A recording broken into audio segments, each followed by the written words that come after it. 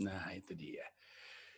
Oke, jadi kita akan segera mulai kelas workshop belajar stand up comedy untuk pemula. Gue garis bawahi untuk pemula karena ini benar-benar dasar sekali. Makanya gue mengingatkan untuk anak-anak komunitas yang pengen ikutan gak usah dulu. Karena gue beberapa kali bikin workshop belajar stand up, gue lihat anak komunitas pada ikutan juga. Kata gue ngapain ikutan lu, ini mah untuk yang baru-baru gitu. Dan karena kuotanya juga terbatas, cuma 100.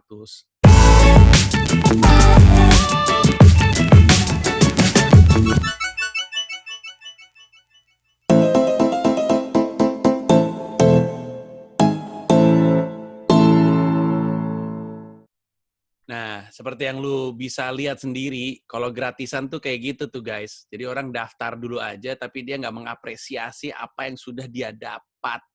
Coba bayangin ada banyak banget yang sebenarnya pengen daftar, tapi karena kuotanya cuma 100, si admin gue tuh sampai ngebatal-batalin loh. Udah nembus jebol sampai berapa gitu kalau gue nggak salah. Cuman akhirnya dibatal-batalin, akhirnya sisa 100, bahkan ketika 100 itu udah dapet, yang nongol cuma 39. Gratis sih, kalau bayar pasti lebih menghargai itu. Makanya gue kasih tahu dari dulu pada nggak percaya sih lo. Karya-karya gue itu disuruh bayar biar pada menghargai. Sekarang lu pikirin tuh orang-orang yang dibatal-batalin, orang-orang yang pada nggak bisa ikutan, mendingan mereka masuk daripada yang udah daftar tapi nggak nongol ya. Oke, baiklah kalau begitu. Cara gue ngajar, gue akan bikin pemaparan panjang lebar. Biasanya kalau di workshop lain di akhir baru lempar pertanyaan. Tapi kalau di gue, setiap kali gue udah lewat beberapa bagian, gue akan stop dan nanya ada yang mau nanya ke kalian atau buka kesempatan ada yang mau nanya atau enggak. Kita coba jawab 3 pertanyaan, kemudian kita lanjutin lagi. Setelah lewat lagi beberapa slide, gue akan stop. Kita akan cek lagi ada yang mau nanya atau enggak. 3 pertanyaan, kemudian kita selesaikan. Terus saja sampai selesai, baru kita ngobrol-ngobrol dengan lebih enak. Dan nanti akan ada momen di mana semua orang akan gue minta untuk jawab. Kita akan praktek. Biar deg-degan lo semuanya. Lo mampus lo semua stand up di depan gue. Syukurin. Siapa tahu ada yang lucu bisa gue pakai jadi opener ya nggak? Iya. Siapa yang mau jadi opener Istora Senayan Jakarta? Angkat tangan. Coba gue lihat. Ada yang angkat tangan nggak ya? Wah, ada loh. Sago Siahaan. Lucu aja belum udah menjadi opener. Anda terlalu percaya diri, Sago Siahaan. Ini kan tempat Anda belajar stand up. Baru mau belajar stand up udah sosokan jadi opener Anda, ini aneh-aneh aja. Wah, ini ada lagi nih, saya nolak biar keremin. Gue lihat juga nih chatnya nih. Muhammad Anwar ya, gue cari lu Muhammad Anwar, gue cari lu. Oke. Sebelum gue mulai juga, gue mau ngasih tahu bahwa lu bebas merekam dalam bentuk apapun, boleh foto, screen capture atau apapun, karena gue nggak ngasih diktat, jadi lu lakukan apa yang perlu lu lakukan supaya lu memastikan semua materinya tercatat dengan baik atau tersimpan oleh lu. Sekarang gue mau, ini nih, Jadu sama Toro, gue bisa jadi admin nggak sih? Karena gue pengen ini nih, pengen apa namanya? Bikin slide, apa sih namanya? Gue bikin slide. Mau share screen gue, bisa nggak? Ya, sebentar. Bisa. Tapi nanti kalau Mas Panji jadi host, setiap ada orang yang masuk di admit satu-satu ya? Oh ya oke kalau gitu. Ketahuan sama gurunya langsung siapa yang baru masuk. Gue marah-marahin semuanya tuh. Rama Trisakria, udah putih deket jendela lagi lo, buset. Terang bener, bajunya kuning lagi lo. Oh ini udah nih. Si waiting room. Masuk. Oke, gue mau share screen sebentar ya guys. Ini gimana nih? Exit full screen. Bakhtiar masuk. Ngomong-ngomong, gue kalau jadi dosen galak loh guys. Yang baru-baru masuk nih, sekarang sih masih gue diemin. Ntar lagi gue tampol. Iya gitu. Galak gue. Ngeri loh kalau misalnya gue jadi guru loh. Gila loh. Salah. Ntar ya, sabar. Mana nih? Oh, ini dia. Oke, kita mulai share screen. Ini dia. Oke, mari kita mulai. Guys, kita langsung mulai. Ini untuk yang baru datang, gue cuma ngasih tahu aja aturannya. Nggak ada aturannya. Lu mau cabut boleh, mau tidur boleh, mau nggak nyimak boleh, terserah lu. Lu kan ikutan kelas ini ya. Dan kalau misalkan lu mau nyatet juga boleh. Apapun yang lu pingin foto, pengen lu rekam juga boleh. Nggak ada yang ngelarang. Nah, sebelum gue mulai, gue mau kasih tahu bahwa ini kan adalah workshop untuk membantu lu bisa stand up. Yang jadi target di workshop kali ini adalah di akhir workshop, lu punya kemampuan untuk menulis sebuah beat. Hanya satu, hanya sebuah beat gitu, dengan pemahaman bahwa ketika lu udah tahu teorinya, ketika udah tahu caranya, sisanya adalah perjuangan lu sendiri. Gua nggak akan bantuin lu nulis satu set berdurasi 15 menit, 30 menit, apalagi sejam. Lu tahu caranya, lu ngerti teorinya, lu jalanin sendiri. Dan ketika lu jalanin sendiri, ini gimana ya? Ada orang-orang masuk tapi kagak bisa gue masukin nih karena gue lagi share screen. Toro, lu bisa ini juga nggak, Tor? Bisa masukin orang nggak? Mana nih? Show names, hide panel. Toronya nggak nyaut lagi. Toro atau Jadu? Ada yang bisa jawab nggak? Aduh, mana ini gue nggak kelihatan lagi kursor gue. Guru blow on. Ini gimana nih? Ya, kagak bisa lagi. Ada yang jadi co-host aja. Iya, harusnya tuh si ini di-unmute. Siapa yang di-unmute? Ntar gue stop sharing, gimana stop sharing? Escape. Nggak bisa juga. Ntar ya guys.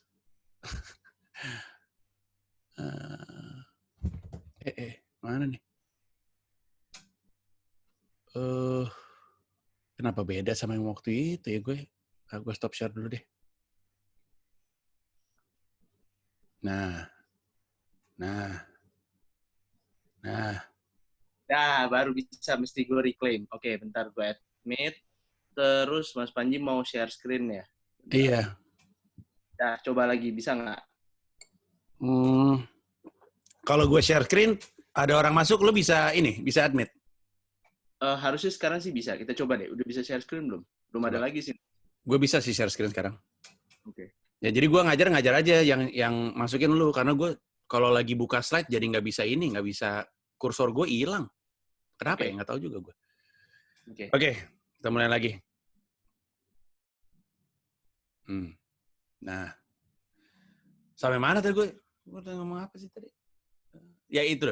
Ini adalah untuk membantu lu nulis beat. Ya, 1 beat aja. Sisanya adalah repetisi. Sama kayak apapun di dunia ini, ilmunya itu nggak jadi apa-apa kalau lu nggak asah sendiri, kalau lu nggak praktekin sendiri. Dan gue juga dalam bikin workshop, kalau gue nih bikin workshop, gue nggak ngasih sertifikat. Karena sertifikat itu ada kolektornya, guys. Ada orang yang koleksi sertifikat gitu. Nanti dengan sertifikat itu dia bilang, gue bisa stand up. Saya buka peluang job untuk saya. Nanti dia habis ikutan workshop, ini nih pecahkan nih. Habis itu ntar dia naruh bio, ya kan, di bio Twitternya. Stand up comedian, dikasih CP di situ. Padahal gara-garanya cuman baru ikutan pecahkan ini sekali. Pas ditanya, emang bener lu stand up comedian? Nih, gue dapat sertifikat. Nah, itu gue paling gak suka tuh. Plus kan gue selalu bilang bahwa mungkin salah satu kesalahan dari industri pendidikan di Indonesia adalah bahwa selalu itu dia sertifikat oriented, selalu mementingkan ijazah gitu. Padahal yang penting adalah ilmu yang didapatkan semasanya. Oke, nah jadi sekarang lu memahami bahwa target di kelas hari ini adalah lu bisa nulis beat. Oke, kita akan mulai dari awal sampai akhir, dan di akhir lu akan diharapkan udah punya kemampuan untuk menulis beat sendiri. Sebelum gue mulai, gue mau ngasih tahu bahwa komedi itu butuh target. Ini adalah ilmu paling dasar kalau lu mau stand up. Lu harus tahu bahwa orang ketawa karena ada yang ditertawakan. Nggak ada teori lain lagi, guys. Nggak ada. Orang ketawa karena ada yang ditertawakan. Memahami bahwa orang ketawa karena ada yang ditertawakan. Berarti memahami bahwa komedi butuh target. Seringkali dalam penulisan beat, lu akan bingung. Kenapa kok nggak ada yang ketawa sama joke-nya? Salah satu alasannya adalah orang nggak ngerti target dari joke-nya apa. Lebih tepatnya orang nggak ngerti yang mesti gue tertawakan apa. Semua ketawa yang kita lahirkan, yang kita hasilkan adalah karena ada yang ditertawakan. Ada orang kejedot angkot, pas mau masuk, ada target. Ngelihat Donald Bebek, targetnya adalah Donald Bebeknya sendiri. Dia lucu karena hal-hal yang dia lakukan. Setiap kali kita ketawa adalah karena ada yang ditertawakan. Jadi paling dasar yang kita mesti ingat, nanti ketika kita nulis beat, kita mesti jelas sekali sebenarnya target dari joke gue ini siapa. Nah, kalau kita ngomongin soal target joke, sebenarnya ini menurut Semi Notas Limboy, atau setidaknya gue denger dari dia ya, mungkin dia baca dari tempat lain, tapi gue dengernya dari dia. Dia bilang, ada 3 jenis ketawa yang kita bisa hasilkan ketika kita stand up. Pertama, ngajak penonton menertawakan diri kita sendiri. Ini namanya self-deprecating nih. Kita adalah objeknya. Yang kedua adalah ngajak penonton ngetawain yang lain. Dan ketika gue bilang yang lain, bisa orang lain, bisa benda lain, tapi yang pasti bukan diri kita.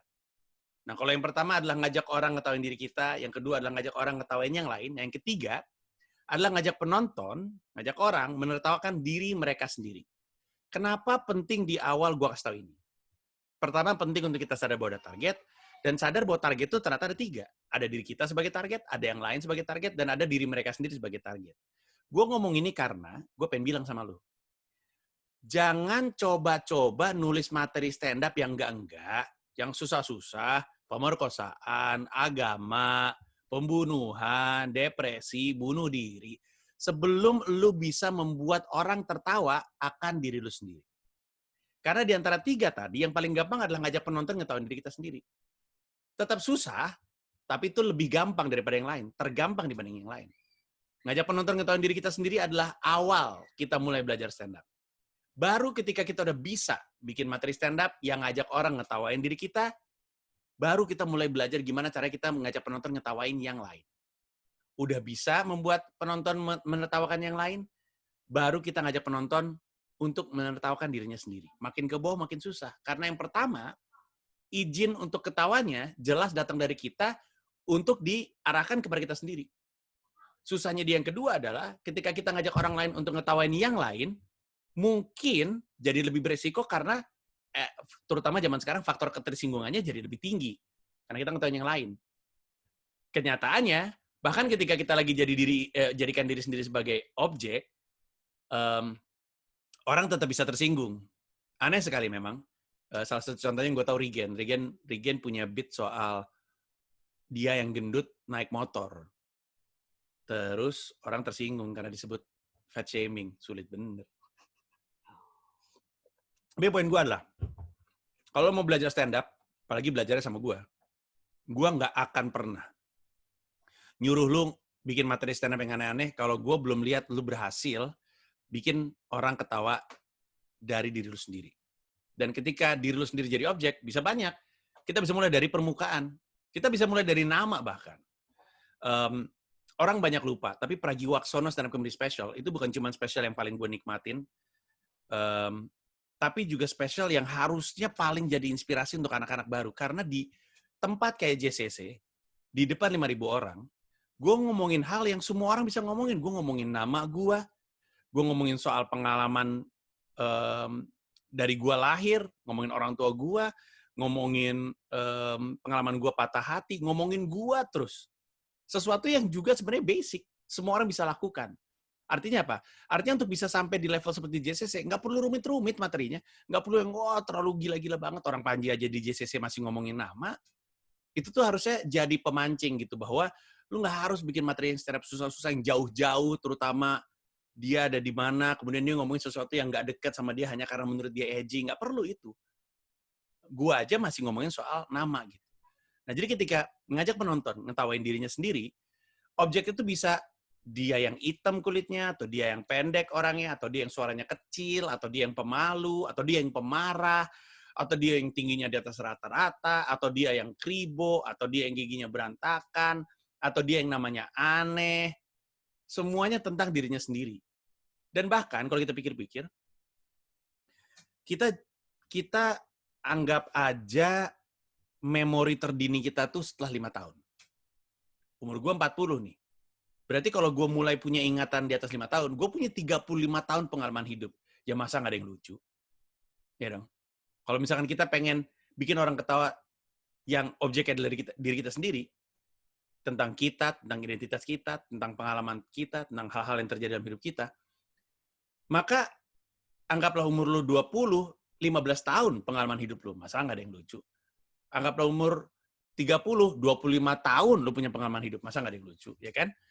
Nah, jadi kita akan hari ini hanya belajar soal menulis materi stand up yang membuat penonton menertawakan diri kita karena itu adalah basic. Dan yang paling penting, ini paling kepake di lintas profesi.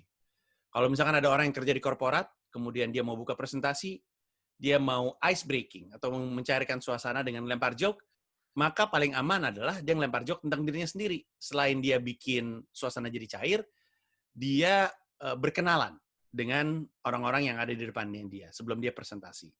Lebih aman dong daripada dia mau bikin presentasi, lalu target dari joke-nya adalah bos dari perusahaan yang ada di depan dia. Apapun yang dia presentasikan bukan hanya gagal, dia akan diusir dari tempat tersebut. Jadi bisa nulis beat tentang dirinya sendiri adalah kemampuan menulis beat yang paling dasar dan paling istilahnya apa ya, versatile gitu. Jadi paling kepake di berbagai macam situasi. Oke, sampai sini kita paham bahwa kalau kita mau nulis beat, kalau kita pengen jadi stand up comedian, maka ketika kita mulai menulis beat kita tahu bahwa orang ketawa karena ada yang ditertawakan, berarti ada target. Kemudian kita tahu bahwa gua akan mulai belajar menulis stand up ngomongin tentang gua sendiri. Dan gua nggak akan geser ke yang lain-lain sebelum gua benar-benar mampu nulis materi stand up tentang diri gua sendiri. Oke, sekarang kita geser.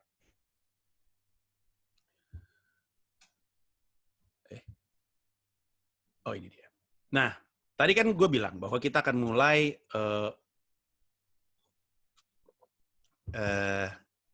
bikin materi stand up tentang diri kita sendiri. Berarti kita akan banyak ngegali hidup kita. Kemudian kan pertanyaannya, gimana caranya gue memilih 1 atau 2 atau 3 di antara begitu banyak pengalaman yang menurut gue bisa dijadikan materi stand up. Nah, ini teori dasarnya komedi. Dan ini basic sekali. Teorinya adalah tragedi plus waktu sama dengan komedi. Gue jelasin satu persatu. Pertama gue jelasin apa yang dimaksud dengan kalimat tersebut, dan gue jelasin satu persatu apa peran dari setiap elemen tersebut. Apa peran dari tragedi, dan apa peran dari waktu dalam berkomedi. Tragedi plus waktu sama dengan komedi itu intinya gini. Dalam hidup kita, ini pasti ada banyak kan kejadian-kejadian ngenes, kejadian-kejadian kasihan, kejadian-kejadian sial, hal-hal yang sifatnya tragis lah. Yang setelah waktu berlewat sekian lama, kita udah berdamai dengan kejadian itu, bahkan udah bisa menertawakan kejadian tersebut. Nah, ketika kita bisa menemukan ada kejadian sial di masa lalu yang kita udah berdamai dengan itu dan udah bisa menertawakan itu, itulah saatnya kita tahu itu bisa dijadiin materi komedi. Dan sebenarnya walaupun ini teori, tapi dalam praktek ya lu udah sering ngelakuin. Kayak misalkan lu cerita, gue inget waktu gue SD nembak cewek untuk pertama kali, pas lu cerita pengalaman itu ke teman-teman lu ketawa. Tapi pada hari itu, oh tentu tidak. Kayak di Pragiwaksono kan gue punya beat soal nembak cewek untuk pertama kali. Yang gue nembak di Balada Kera. Pada hari itu, gue nangis, bener-bener nangis. Pintu kamar gue tuh gue coret-coret, ada hati patah. Wah, galau berat lah pada hari itu. Tapi kan waktu udah berlalu. Kemudian ketika gue nengok ke belakang, lucu juga tuh kejadian ya. Lagian lu aneh-aneh aja sih, nembak cewek di Balada Kera, kurang romantis bener dah. Dan ketika lu ceritakan lagi, jadi lucu. Nah, kita akan nanti mencari satu kejadian dalam hidup kita yang terjadi di masa lalu, yang sebenarnya sial, tapi kita udah berdamai dengan itu, sehingga kita bisa jadiin itu bahan stand up. Oke, nah itu umumnya tuh. Sekarang gue akan jelasin kenapa ada tragedi dan kenapa ada waktu. Tragedi, dalam tragedi plus waktu sama dengan komedi, adalah indikator hierarkis. Tadi kan gue bilang bahwa ada objek yang ditertawakan dalam berkomedi. Jadi ada objek tertawaan, ada yang ditertawakan. Itu berarti ada yang posisinya di atas dan ada yang posisinya di bawah. Inilah juga alasan kenapa bikin materi stand up tentang diri kita sendiri itu istilahnya aman, karena kita emang memposisikan diri kita tuh di bawah dari orang yang ada di depan kita. Ini ideal sekali kalau misalnya kita, tadi gue bilang mau presentasi atau mau mendapatkan hati orang, atau mau masuk kayak gue kalau corporate gig nih, 100% gue pasti ngebuka tentang tragedi. Pasti gue selalu masuk dari bawah. Walaupun gue stand up comedian yang mungkin udah berkarir, tapi gue nggak masuk dengan, hai, saya stand up comedian tentu lucu. Kalau Anda tidak tertawa, Anda goblok. Gue nggak mungkin. Udah pasti nggak akan ada yang ketawa sama gue. Gue masuk selalu dengan bilang bahwa, gue nggak tahu kenapa gue ada di sini. Kalian orang-orang hebat semuanya. Saya orang goblok. Saya ini pelawak. Terus biasanya gue selalu buka dengan beat-beat yang, beat dari spesial gue yang mana gue lupa. Tapi beat nge stand up. Pengalaman-pengalaman gue anyep ketika stand up. Jadi gue masuk dengan membuat gue sebagai objek tertawaan. Itu di corporate gig sangat strategis karena gue masuk tuh ibaratnya nih, masuk tuh yang badan tuh, permisi bang, nah kulo nuwun gitu. Gue nggak masuk dalam posisi dagu di atas, gue emang pelan-pelan gitu. Nah, tadi gue bilang bahwa ketika ada yang ditertawakan, dan dalam hal ini yang ditertawakan adalah kita, self-deprecating, berarti kita kan jadi objek tertawaannya.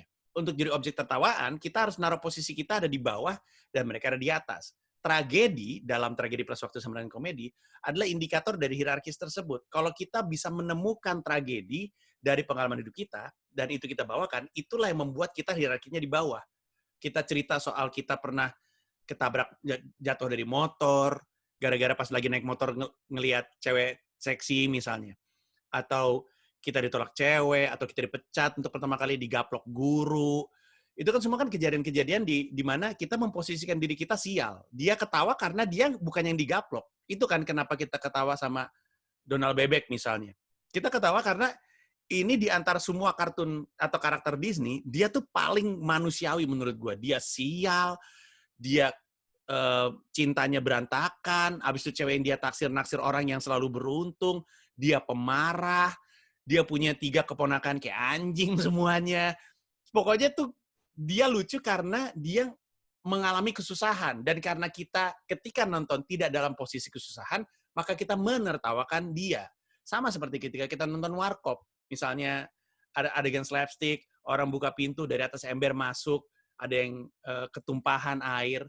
Kita yang nonton kan tidak di dalam posisi yang ketumpahan. Dia yang ketumpahan, maka kita menertawakan dia. Dan itu indikator bahwa yang nonton ada di atas posisinya, yang kena sial ada di bawah posisinya, yang jadi objek tertawaan itu ada di bawah posisinya. Nah, nanti ketika kita mulai mengumpulkan cerita-cerita untuk dijadiin beat, yang kita cari adalah tragedi. Kita nggak bisa, atau lebih tepatnya susah sekali untuk berkomedi membawa hal-hal yang membanggakan gitu. Saya sudah pernah world tour, saya pernah manggung di LA. Lucu gak? Lucu ya? Manggung di LA loh. Wah, gila lucu sekali. Maksud gue, apa yang lucu gitu? Lu masuk pengen bikin diri lu sendiri jadi objek tertawaan, tapi lu naruh lu sendiri hierarkinya di atas. Laughing up adalah sesuatu yang rumit. Nanti kita bahas kapan-kapan laughing up. Tapi almost all people laugh down. Menertawakan ke bawah, menertawakan kesialan. Makanya gue sebenarnya nggak setuju ketika ada yang bilang, jangan menertawakan, don't laugh down, don't punch down, karena itu jahat. Kalau lu menertawakan ke atas. Hampir setiap kali kita ketawa adalah karena kita posisinya di atas. Gitu. Jadi, carilah tragedi dalam hidup lu yang kemudian bisa lu jadiin bahan, karena tragedi itu akan menjadi indikator hierarkis. Itu yang akan menjelaskan bahwa lu ada di bawah posisinya, sementara penonton lu ada di atas. Oke, itu tragedi. Waktu adalah indikator yang digunakan untuk memastikan lu sudah berdamai dengan itu. Jadi kan sebenarnya kan waktu itu bukan harus lama berarti. Sebentar juga nggak apa-apa. Yang penting waktu itu sudah berlalu untuk membuat lu bisa berdamai dengan itu. Gue mau ambil contoh yang rada kekinian aja deh. Misalnya Coki Pardaiday ngomongin banjir atau virus corona. Oke, virus corona atau banjir kan dialamin semua orang. Tapi tampaknya untuk Coki Pardaiday, waktu sudah berlalu cukup untuk membuat dia bisa berdamai dengan keadaannya. Karena kan dia juga pasti kena banjir. Dia mungkin pernah kena banjir. Dia ngerti perasaannya kena banjir. Dan yang jadi masalah sih sebenarnya kalau untuk Coki Pardaiday ya, saat itu bercandanya dia, ditaruhnya di sebuah kanal yang sangat umum dan sangat luas dan nggak bisa disortir, nggak kayak panggung. Makanya gue selalu bilang sama dia, salahnya dia naruhnya di Twitter bukan di panggung. Dan B, targetnya itu bukan dirinya sendiri. Seandainya dia bikin joke tentang banjir yang semua orang rasakan dan targetnya dia sendiri, mungkin akan lebih mending. Masalahnya dia menertawakan orang yang kebanjiran. Walaupun orang yang kebanjiran itu yang ditertawakan bukan semua orang, hanya kalangan yang merasa so suci, gitu kan kurang lebihnya. Nah, tapi intinya adalah, Coki ngerasa dia udah ngelewatin waktu cukup untuk bisa berdamai dengan kejadian itu, untuk dia bisa bercandain. Masalahnya nggak semua orang udah berdamai dengan rentang waktu yang seperti itu. Kita ngomongin yang lain lagi deh. Misalkan kita ngomongin soal kerusuhan 98. Itu beat yang gue bawakan di Septic Tank dan gue bawakan juga di Hiduplah Indonesia Maya. Gue kan ngalamin Hiduplah Indonesia Maya. Hiduplah Indonesia Maya. Gue kan ngalamin juga kerusuhan 98.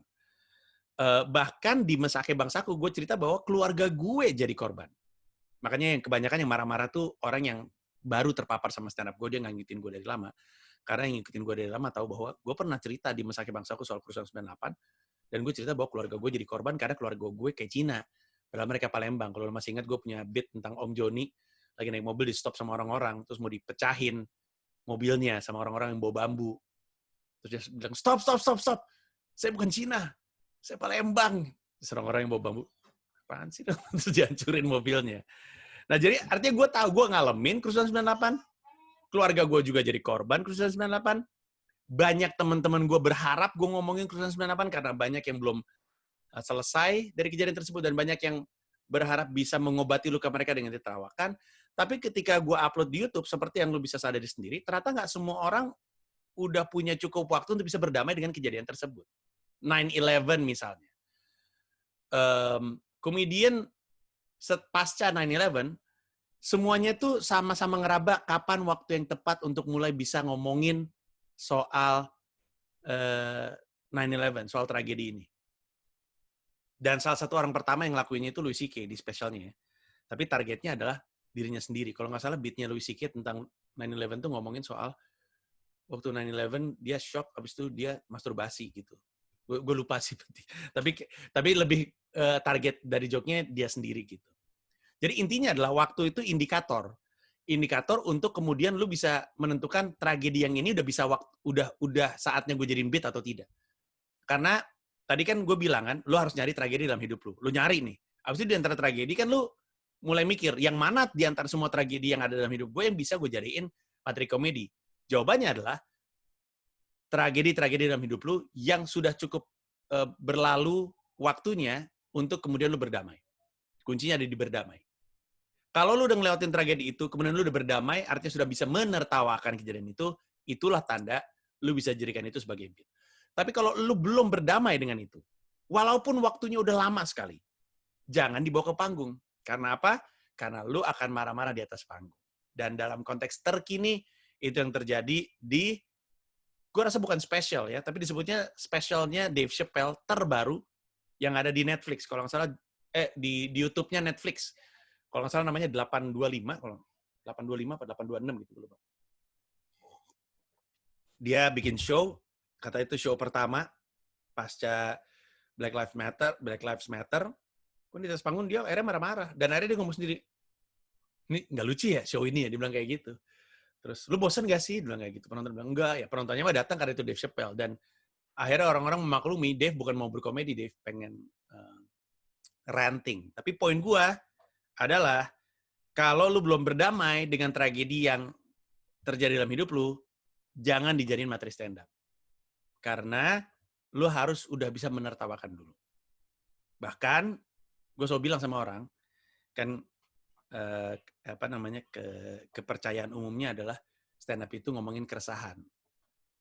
Dan itu benar, tapi kurang lengkap. Karena gue percaya keresahan yang udah lu bisa tertawakan. Lu harus ngerasa itu lucu dulu.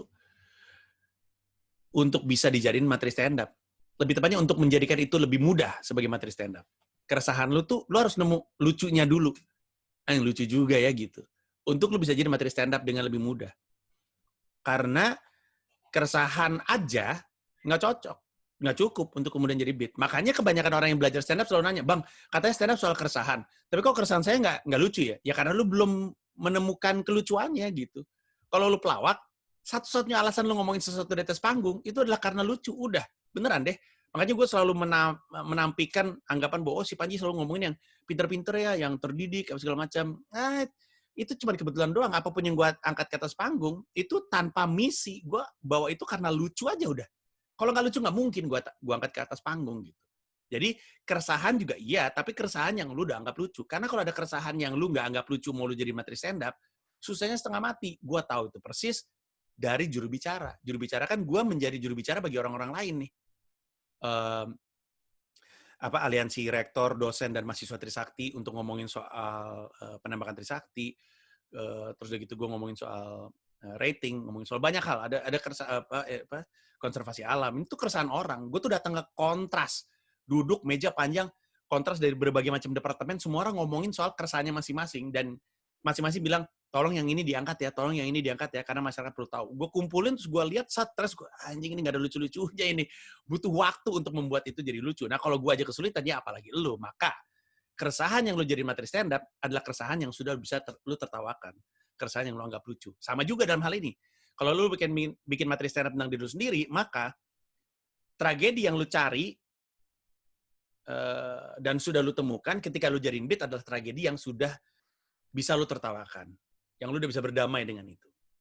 Oke? Sampai sini. Ada yang mau nanya sebelum gue lanjut? Silakan dibuka mikrofonnya. Masing-masing bisa buka mikrofon sendiri nggak sih? Siapa yang mau nanya? Yang mau nanya coba gimana caranya? Angkat tangan ya? Mana? Lihat lagi. Siapa yang lagi nanya nih? Oh. Ini Siapa tuh? Mic-nya kebuka, siapa itu? Atau gini, kalau misalkan lu mau nanya, angkat tangan kan bisa tuh, ada logo angkat tangan. Nanti biar admin gue yang ngebukain mikrofonnya buat lu.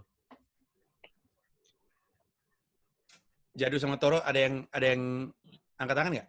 Kalau nggak, gue lanjut nih. lanjut, Bang. Lanjut ya. Ya. Ini Dazuf malah tepuk tangan. Lu mau angkat tangan apa tepuk tangan lu? Hah? Tepuk tangan? Oh, angkat tangan. Nah, tuh, tolong dibukain dong, Dazuf. Dazuf Fakriansyah. Silakan. Oke, halo Bang. Ya, silakan Dazuf. Happy birthday, by the way. Iya. Jadi dari tadi kan kita ngomongin soal tragedi yang ya kita maksud ini kan pengalaman dari diri kita. Nah, buat stand up comedian kayak kita ini yang baru ya, bisa dibilang, apakah direkomendasikan untuk mentertawakan sesuatu yang tidak terjadi di diri kita gitu loh? Maksudnya kayak kita mengandai-andai suatu kejadian gitu misal, dan kejadian itu nggak real kita alamin gitu. Itu doang pertanyaannya? Iya. Oke, kalau gitu. Kita mute lagi. Thank you, Dazuf, untuk pertanyaannya. Dan yang lain yang mau nanya, angkat tangan aja ya. Nanti setelah setelah gue jawab punya Dazuf, nanti adminnya akan buka mikrofon lo. Oke, Dazuf. Tadi kan gue udah bilang di depan. Sebelum ngomongin yang lain, bisa dulu lucu ngomongin diri sendiri. Jadi jangan ngomongin kejadian-kejadian yang lain. Termasuk kalau misalkan lu berandai-andai itu adalah kejadian dalam hidup lu, padahal enggak. Karena dibutuhkan kejujuran, bener. Banyak orang yang selalu bilang stand up itu sering nggak lucu, sering nggak jujur, bohong dan segala macam. Tapi enggak. Stand up comedian itu kalau mau lucu justru harus jujur. Makanya waktu itu di YouTube gue ada bilang gini, saya nggak setuju sama apa yang dikatakan sama Panji. Panji tidak benar, kata gue, ini siapa ya lagi sosokan lebih ngerti daripada gue. Terus bilang, boleh stand up comedian bohong, kata dia. Tapi nanti gue akan bikin video bahwa stand up comedian itu sebaiknya tidak bohong. Karena kalau bohong, penonton ngelawan. Justru kita harus jujur. Setidaknya jujur bahwa itu adalah keresahan kita. Kalau sisanya adalah palingan bermain majas, hiperbola, ironi, personifikasi, kayak gitu-gitu. Dimana, misalnya ambil contoh ketika gue ngomongin beat soal kucing dari Bhinneka Tunggal Tawa, yang kalau diusir dia berhenti terus nengok lagi. Kan tentu kucing nggak beneran kayak gitu nengoknya, itu kan personifikasi gua gitu. Tapi kan orang tahu, orang ngerti bahwa kadang-kadang kucing kalau diusir tuh suka berhenti terus nengok dulu sebentar sebelum dia pergi lagi. Nggak mungkin kan kucing beneran, siapa yang diusir? Bener gua bukan, mana mungkin gitu. Tapi kan itu bukan bohong. Itu kan personifikasi gitu dari kucing. Ya, tapi jadi intinya gini, seperti yang tadi gue bilang di awal, jangan dulu ngomongin yang susah-susah, lu mulai dari ngomongin diri lu sendiri, dan yang jujur aja dari diri sendiri. Kalau belum bisa bikin yang lucu-lucu dan jujur-jujur, belum bisa bikin yang lucu-lucu dari kejujuran diri sendiri, nggak usah ngomongin yang lain. Dan gue sadar persis banyak yang kecewa sama omongan ini. Tapi gue kasih tahu sama lu, kalau lu nggak ngikutin omongan gue, lu tuh ngeyel. Ngeyel lu. Gue selalu bilang sama yang belajar sama gue, ini kalau misalkan ini sekolah, lu nggak gue izinin untuk bikin materi stand up yang lucu tentang orang lain atau tentang yang lain sebelum lu punya materi stand up berdurasi 1 jam tentang diri lu sendiri. Karena ya, nah ini penting nih, bukan cuman itu penting untuk mulai belajar stand up, tapi itu penting untuk punya humility. Untuk jadi komedian tuh lo harus bisa menertawakan diri sendiri. Lo harus punya humility gitu. Karena ada juga orang yang naik ke atas panggung tapi nggak mau dirinya ditertawakan. Makanya 2 kata terlucu yang saya tahu adalah komika tersinggung. Komika tersinggung itu menurut gue lucu. Komika kok tersinggung gimana sih? Kerjaan kita aja kadang-kadang bikin orang tersinggung, lo bisa-bisaan tersinggung gitu. Tapi ya ada komedian yang nggak nyaman ketika diri sendiri jadi objek gitu oleh orang lain. Have some humility. Gimana caranya belajar punya humility? Adalah dengan belajar menertawakan diri sendiri.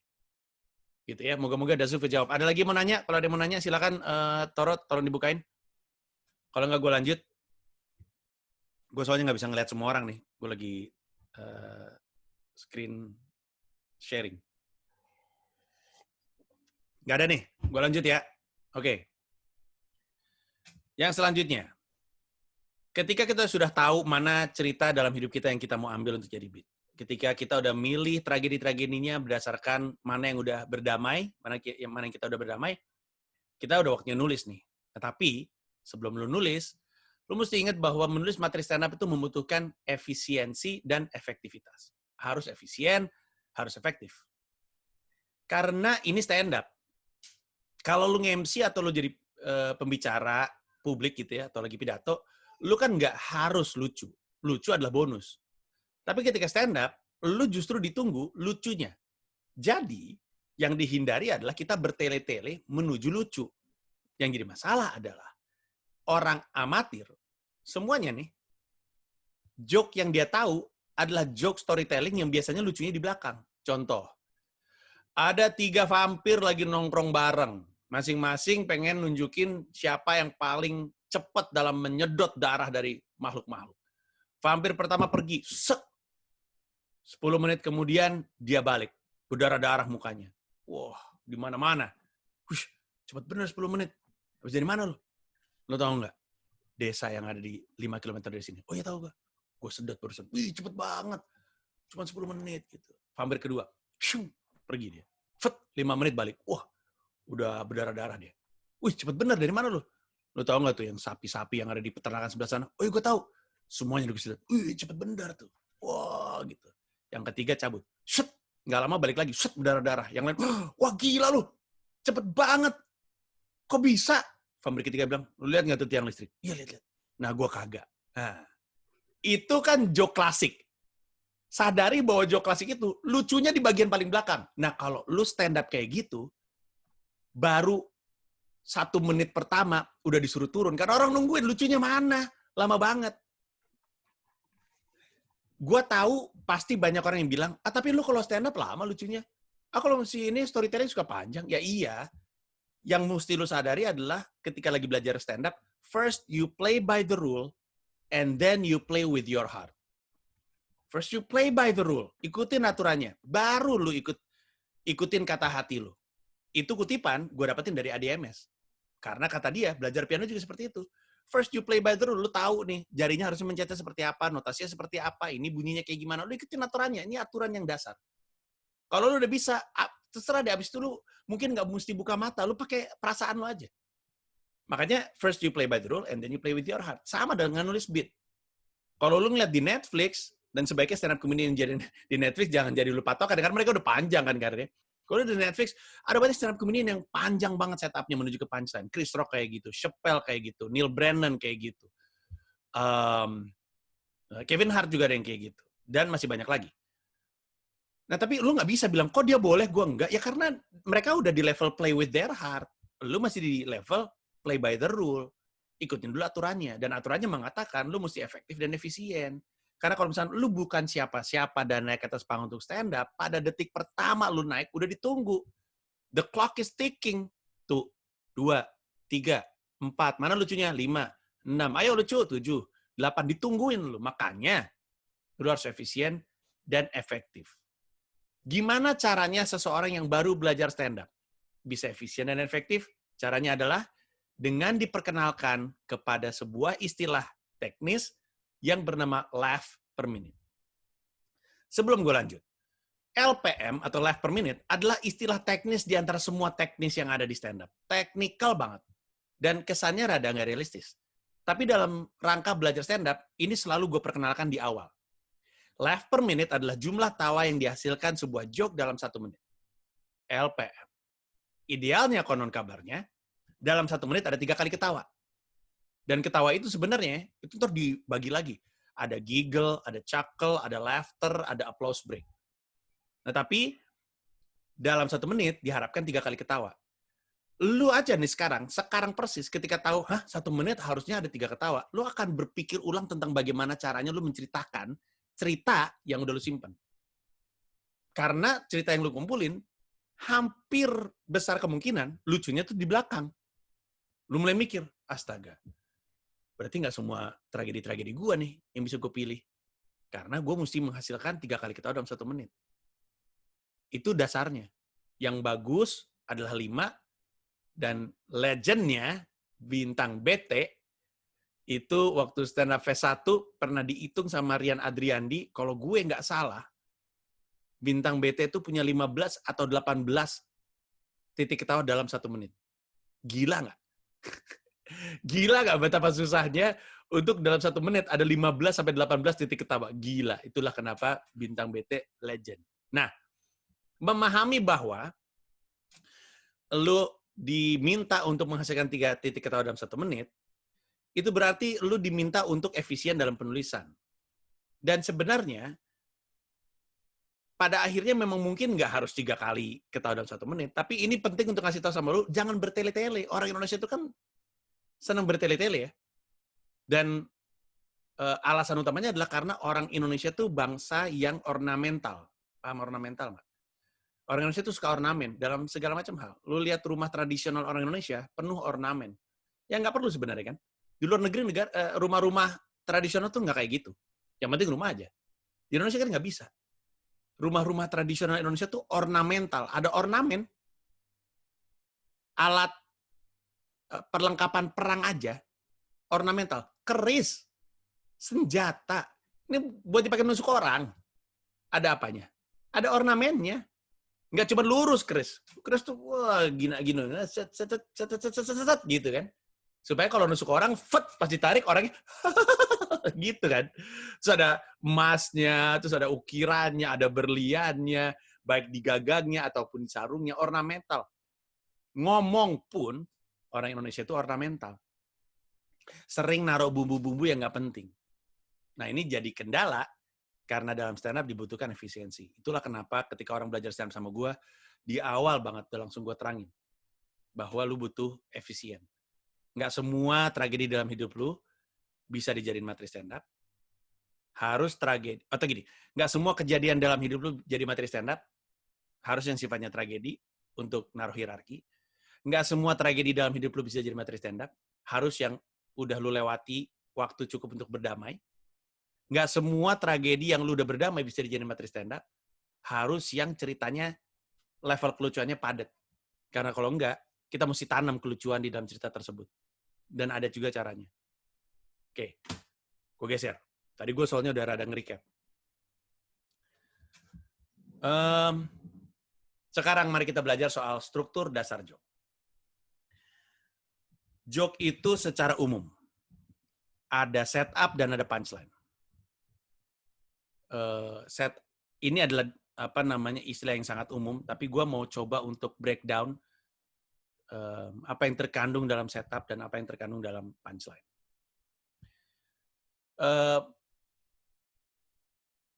Setup dan punchline. Setup adalah kalau ditanya apa ya, kalau ditanya si definisi gitu ya. Setup adalah bagian yang tidak lucu dari sebuah joke. Kalau ditanya punchline itu apa, punchline adalah bagian yang lucu dari sebuah joke. Tapi isinya setup itu apa? Isinya setup itu premis biasanya. Dan isinya punchline rata-rata majas, walaupun nggak selalu. Lalu setup mengandung unsur apa? Setup mengandung unsur pengarahan dan punchline mengandung unsur pematahan. Sekali lagi, ini tidak pasti, tidak mutlak, tapi secara umum seperti itu. Gue coba jelasin pelan-pelan. Kalau kita tahu bahwa struktur dasar joke adalah setup dan punchline, maka yang mesti dipahami adalah setiap joke itu punya bagian yang nggak lucunya dan punya bagian yang lucunya. Ada juga joke yang dalam satu kalimat pendek cuman punchline aja, ada juga dan nggak banyak, walaupun stand up comedy Indonesia ada juga yang punya kayak joke-joke kayak gitu. Tapi secara umum adalah setup itu bagian nggak lucu dari sebuah joke, punchline itu bagian yang lucu. Dan setup itu bukan cuman dia nggak lucu, dia adalah premisnya, argumennya, topiknya dari yang ingin dibahas. Lu tuh pengen ngomongin apa? Mulai dari situ. Nah, punchline biasanya sifatnya majas, bisa personifikasi, bisa alegori, bisa yang paling lazim itu adalah ironi atau sarkasme atau sinisme, banyak majas. Makanya gua rasa kalau lu memang pengen belajar stand up, salah satu cara yang paling efisien ya menurut gue, tapi maksud gue nggak mudah, gue sadar, tapi ini efektif sekali, adalah dengan memahami 80 majas yang ada, 80 atau 90 majas yang ada itu apa aja, kemudian lu nonton stand up orang Indonesia, nonton gue sih usulnya nih, nonton Radit, nonton Remin, nonton Frimawan, nonton Uus, nonton Jegel, nonton Ari, nonton Abdur, yang penulisannya rapih dan mudah untuk kita kita tulis ulang. Untuk lu sadari dia pakai majas apa tuh barusan di ujungnya. Karena biasanya kita akan banyak bermain dengan majas.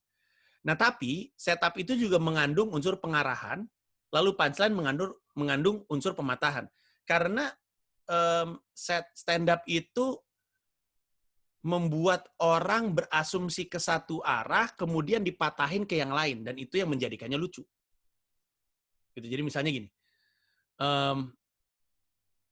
kita ambil contoh, gue ambil yang paling gampang adalah Frimawan, ini yang paling gue ingat soalnya. Frimawan punya joke kayak gini. Kalau gue nggak salah ya, gue paraphrasing, tapi kurang lebihnya kayak gini. Intinya sih masih sama. Di kamar gue banyak banget nyamuk. Ada nyamuk, bukan. Di kamar gue ada satu nyamuk, mondar-mandir terus, berisik banget nih. Nyamuknya itu dong.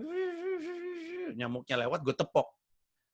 Nah, itu adalah premisnya, dan itu adalah pengarahan. Premisnya adalah dia lagi ngomongin nyamuk yang ada di kamar dia. Dan dia resah soal nyamuk ini. Ya kan? Dia ngarahin orang untuk berpikir bahwa ketika dia bilang dia nepok nyamuk, nepok itu begini. Tapi di punchline-nya dia bilang, gue tepok aja tuh nyamuk. Nengok. Sehingga ketika dia punchline-nya adalah nengok, kita langsung patah karena kita pikir nepoknya kayak gini, ternyata nepok yang ada di benaknya Frimawan tuh ditepok punaknya. Kayak orang mau sholat tahu kalau ditepok gitu kan, terus nengok. Nah, itu kan mengandung unsur pengarahan dan mengandung unsur pematahan. Gue ambil contoh gitu deh, joke-nya gue sendiri deh. Saya tidak poligami, tapi bukan karena nggak pengen punya banyak istri. Itu pengarahan tuh. Gue nggak poligami, tapi bukan karena nggak pengen punya banyak istri. Itu premis gue. Premis gue adalah bahwa gue pengen ngomongin soal poligami, terus gue ngarahin ke satu titik nih. Si Panji mau ngomong bahwa dia nggak poligami, tapi bukan karena nggak pengen punya banyak istri. Apa alasannya? Terus gue patahin, nggak pengen punya banyak mertua. Karena biasanya mertua tuh nyebelin. Makin banyak istri, makin banyak mertua kan. Makin banyak orang yang nyebelin di sekitar lu. Nah, jadi kita mesti paham bahwa secara umum, apapun joke-nya nanti, lu sadar bahwa joke itu adalah ada bagian nggak lucunya dan ada bagian lucunya. Dan bagian nggak lucunya ini adalah sebenarnya premis atau topik atau dasar dari apa yang ingin lu patahin nanti. Jadi dia akan mengarahkan penonton ke sebuah asumsi, kemudian misdirection, dibelokin ke yang lain. Nah, sampai sini, lu memahami bahwa struktur joke itu adalah setup dan punchline, setup nggak lucu, punchline yang lucu, setup itu adalah premis, punchline biasanya majas, unsurnya setup mengandung pengarahan, dan punchline mengandung pematahan.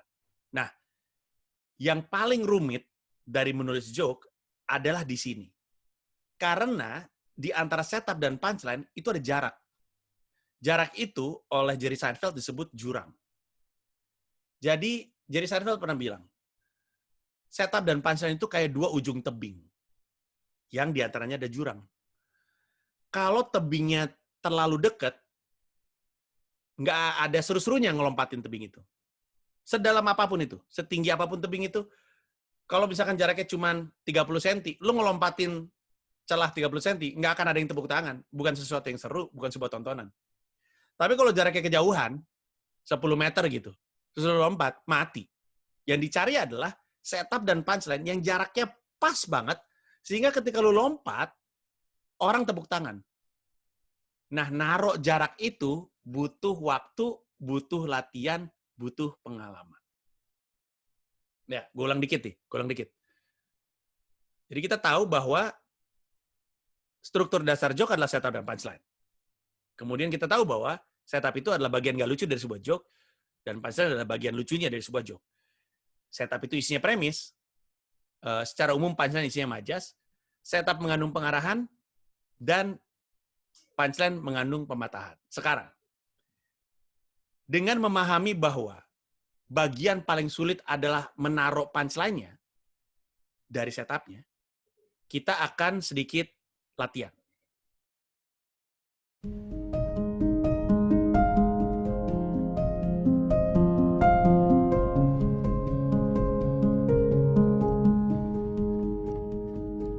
Malam itu adalah konsernya Glenn Fredly di Istora Senayan. Gua membuka konser tersebut dengan stand up, pecah. Lalu mulai malam itu gue memastikan untuk mengejar cita-cita gue sejak pertama kali stand up di tahun 2010. Gue harus punya pertunjukan di Istora Senayan, Jakarta. Dan sejak itu, semua usaha gue yang lo lihat, semua pertunjukan yang gue bikin adalah langkah demi langkah yang gue ambil supaya bisa terjadi. Dan akhirnya terjadi tanggal 20 Desember 2020. Gue akan manggung di sebuah tempat di mana artis-artis dunia pernah mengisi. Maroon 5, Bruno Mars, Simply Red. Dan gue akan jadi pelawak pertama di sana. Dan gue minta ditemenin lu untuk duduk mengisi kursi-kursi ini.